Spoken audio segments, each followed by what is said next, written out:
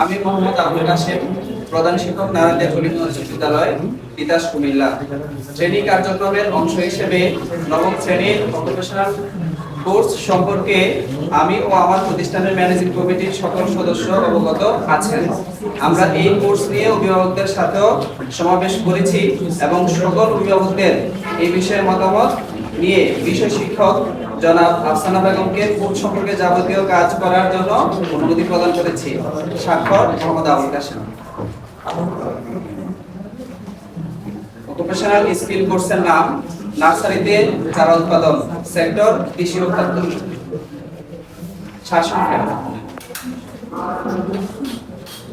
আধুনিক কৃষিতে নার্সারির গুরুত্ব অপরিসীম। নার্সারি ছাড়া কৃষিকাজ অনেকটা অসম্পূর্ণই বলা যায়। কারণ হচ্ছে যদি নার্সারি ছাড়া আমরা কৃষিকাজটা পরিচালনা করি, সেক্ষেত্রে বীজের অথবা চারার যে মান, গুণগত মান, সেটা ঠিক থাকে না। আমরা যেই উৎসগুলো থেকে চারা নিয়ে আসি, সেখানে আমরা ভালো বীজ যদি রোপণ করতে না পারি, এটার গুণগত মান যদি ভালো না হয়, সেক্ষেত্রে আমরা ভালো ফলাফল বা ফসল পেতে পারি না। সে কারণে যদি নার্সারিতে আমরা ভালো মানের বীজ যদি সংগ্রহ করে সেটা উৎপাদন করতে পারি, সেক্ষেত্রে এটা ফসলের বা ফলের যে গুণাগুণ সেটা শতভাগ নিশ্চিত থাকবে। সে কারণে আমরা নার্সারিতে চারা উৎপাদন করে সেটা পরবর্তীতে ভালো ফলাফল এবং সবকিছু পেতে পারি। প্রকল্পের উদ্দেশ্য: নার্সারিটি আমাদের বিদ্যালয় ও বাড়ির পাশে অবস্থিত হওয়ার কারণে নির্ধারিত সময়ের পরেও আমি যখন অবসর থাকবো তখনই নার্সারিতে গিয়ে কাজ করতে পারবো। এই প্রকল্পের মাধ্যমে একটি নার্সারি স্থাপনের ক্ষেত্রে মৌলিক যে দক্ষতাগুলো প্রয়োজন হয়, নিজেকে সেভাবে প্রস্তুত করতে পারবো। বিভিন্ন গাছের চারা উৎপাদনের জন্য কোনো সময় বীজ সংগ্রহ করে কখন বপন করতে হবে সে সম্পর্কে জানবো।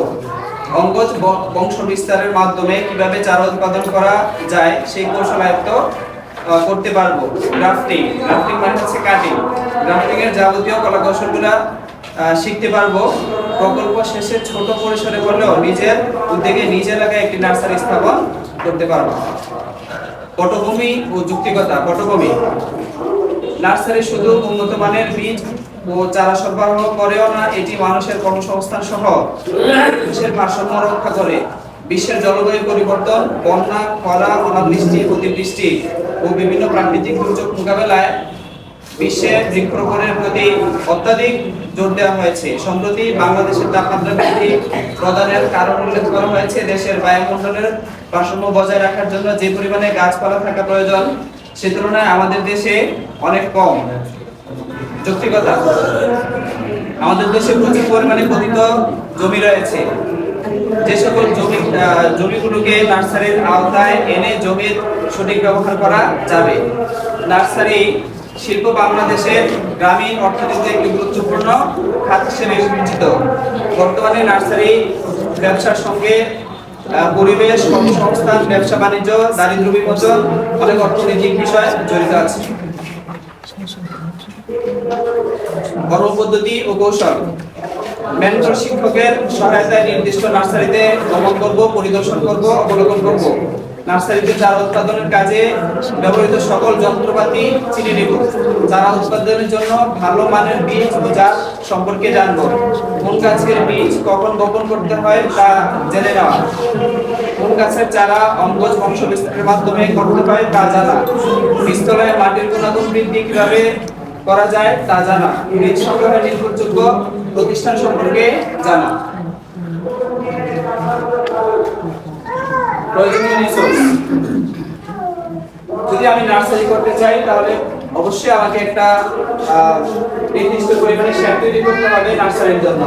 নির্দিষ্ট নার্সারি, কোদাল, ট্রায়াল, গার্ডেন ফল, বডি নাইফ, চিকেন, গ্রাফটিং, করা, কেচি, নেট, পলিথিন, উর্বর মাটি, পলিব্যাগ, বালতি, এগুলো আমাদের প্রয়োজন হবে।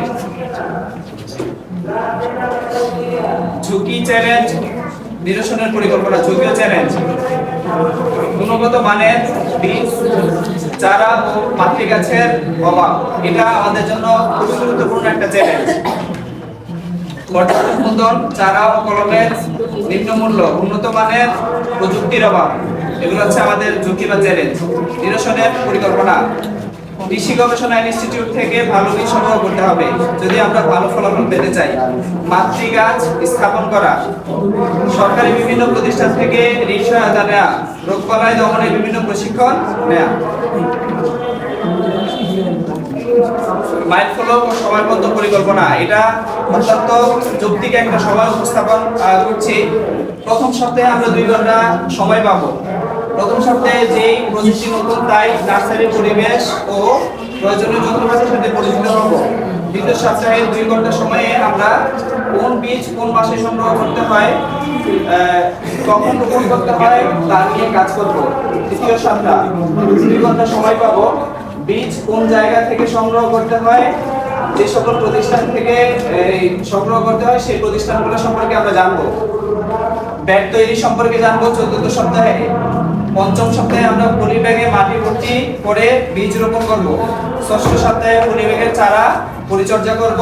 সপ্তম এবং অষ্টম সপ্তাহে সেটা আমাদের পরিপূর্ণ আমরা চারা এবং বীজ থেকে চারা পাবো। প্রফেশনাল স্কিল কোর্স শেষে যা কিছু জমা বা পরিদর্শিত হবে, প্রজেক্ট জমা দিব। গ্রাফটিং চারাগুলো, যেই চারাগুলো আমাদের হবে কাটিং এর পরে এই চারাগুলো আমরা জমা দেব, উপস্থাপন করব। চুক্তি, আমি যেখানে কাজ করব আমার মেন্টর হিসেবে যে আমাকে এই কাজটি শিখাবে তার সাথে আমাদের একটা চুক্তি আছে। এই চুক্তিটা আমি দেখাচ্ছি কিভাবে করেছি। আমি Mohammad Nasiruddin, mentor professional course নার্সারিতে চারা উৎপাদন। নারায়ণদিয়া কলিমিয়া উচ্চ বিদ্যালয়ের 9ম শ্রেণীর ছাত্র হোসেন আলীর সাথে আমি চুক্তিবদ্ধ হই।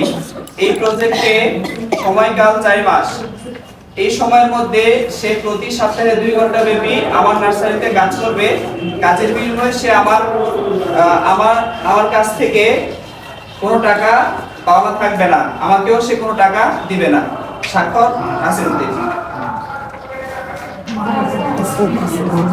বিবাহের সম্মতিপত্র, আমি নিম্ন স্বাক্ষরকারী মোহাম্মদ লুৎফুর রহমান, আমার সন্তান হোসেন আলী 9ম শ্রেণীর গ্রুপ 6 নারায়ণদিয়া কলিমিয়া উচ্চ বিদ্যালয় তিতাস কুমিল্লা। তার শ্রেণী কার্যক্রমের অংশ হিসেবে অকুপেশনাল কোর্স নার্সারিতে চারা উৎপাদন প্রজেক্টের কাজ সম্পর্কে আমি অবগত আছি। এই অংশগ্রহণ করতে আমি সম্মতি প্রদান করছি। বজলুর রহমান। সম্মতিপত্র বানাইছে, হ্যাঁ রেফারেন্স, এই কাজটি করতে আমাকে সবচেয়ে বেশি যে সহযোগিতা করেছে সেটা হচ্ছে আমার শ্রেণী শিক্ষক, আমার বিষয়ের শিক্ষক জনাব আফসানা বেগম। এখানে মেন্টর হিসেবে দায়িত্ব পালন করেছেন জনাব নাসিরউদ্দিন এবং সহকারী শিক্ষকের মেন্টর দায়িত্ব পালন করেছেন জনাব রুবিনা আক্তার। আমি যেখানে কাজটি করেছি সেটা হচ্ছে পার্শ্ববর্তী নার্সারি। আর প্রয়োজনীয় যে ইনস্ট্রুমেন্ট বা তথ্যগুলা সংগ্রহ করেছি সেটা ইন্টারনেটের মাধ্যমে বিভিন্ন ওয়েবসাইট থেকে আমি তথ্য সংগ্রহ করে এই কাজটা করতে সহযোগিতা পেয়েছি এবং ইউটিউব থেকেও আমি বিভিন্ন ভিডিও দেখে এই কাজটা করেছি। ধন্যবাদ সকলকে।